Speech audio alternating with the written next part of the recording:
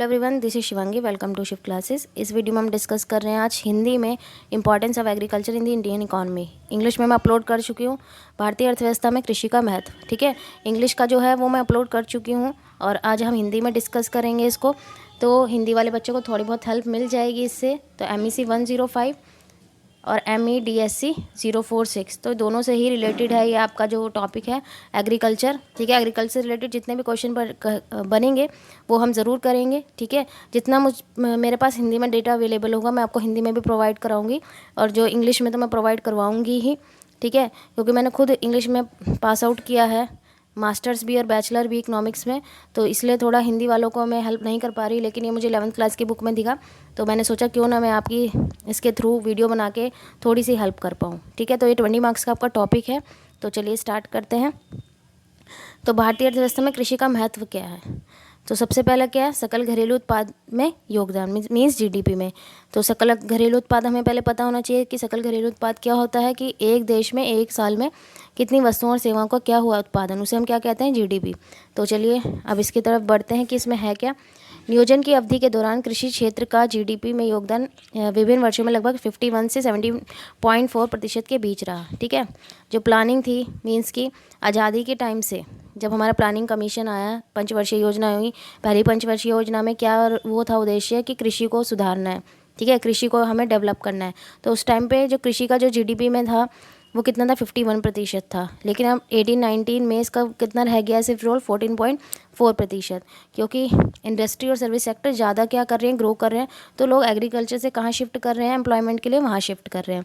ठीक है, तो इसलिए क्या आती जा रही है, गिरावट आती जा रही है। तो जो मेन पॉइंट है वो डिस्कस करें, बाकी आप डिटेल में जो है वो पढ़ सकते हैं। ठीक है, नेक्स्ट है आपका मजदूरी वस्तुओं की पूर्ति। मजदूरी वस्तुएं क्या, जैसे गेहूं, चावल, दाल, मक्का, बाजरा, तिलहन आदि। ठीक है, ये सब हमें कहाँ से मिलती है कि कृषि से मिलती हैं। ठीक है, कृषि से मिलती हैं।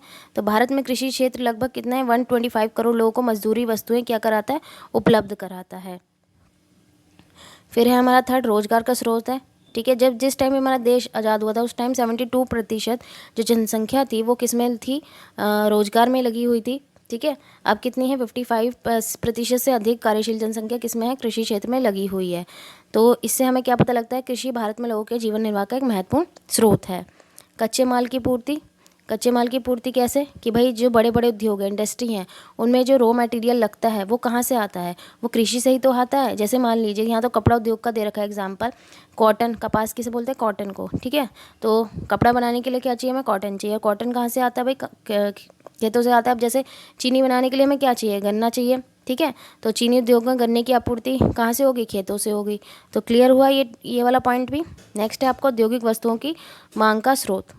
तो औद्योगिक वस्तुओं की मांग का स्रोत कैसे है, कि मतलब यहाँ पे डिमांड हो रही है इंडस्ट्रियल गुड्स की। कैसे, कि भाई बड़े बड़े जो ट्रैक्टर चाहिए, हार्वेस्टर मशीन जो चाहिए, ठीक है, वो किस लिए, खेतों में काम आती है। ठीक है, पहले भाई हल का यूज़ किया जाता था लेकिन अब ट्रैक्टर के यूज़ किया जाता है खेतों में। तो ये सब की डिमांड कहाँ से हो रही है, एग्रीकल्चर सेक्टर से हो रही है। ठीक है, तो एक ये हो गया कि भाई वहाँ से डिमांड हो रही है, तो मतलब सप्लाई कहाँ से होगी, इंडस्ट्रियल से। डिमांड कहाँ हो रही है इसकी, एग्रीकल्चर सेक्टर में। फिर है अंतर्राष्ट्रीय व्यापार को योगदान। कृषि भारत के अंतर्राष्ट्रीय व्यापार में महत्वपूर्ण योगदान देती है। अतः 18-19 में देश के कुल निर्यातों में कृषि का भाग कितना था, 11.76%। भारत से अब क्या क्या एक्सपोर्ट होता है, चाय, जूट, काजू, तंबाकू, कॉफ़ी, मसाले आदि क्या होते हैं, यहाँ से एक्सपोर्ट किए जाते हैं, निर्यात किए जाते हैं। निर्यात विदेशी विनिमय के स्रोत होते हैं। भाई जब एक्सपोर्ट होगा तो हमारे पास क्या आएगा, विदेशी करेंसी आएगी, जिसे हम विदेशी विनिमय कहते हैं। ठीक है,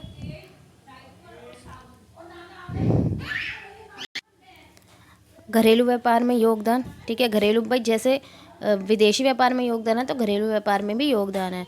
इस बात से हमें पता चलता है कि भारत में लाखों लोग अपनी आवश्यकताओं की पूर्ति के लिए किस पे खर्च करते हैं, कृषि उत्पादों को खरीदने पर भारी व्यय करते हैं। ठीक है, यातायात उद्योग का समर्थन करता है। कैसे, भाई कृषि उत्पाद को ले जाने के लिए हमें क्या चाहिए, ट्रांसपोर्ट चाहिए। अब वो चाहे रेल मार्ग हो या सड़क मार्ग हो, दोनों में ही कृषि का क्या है, मेन रोल है।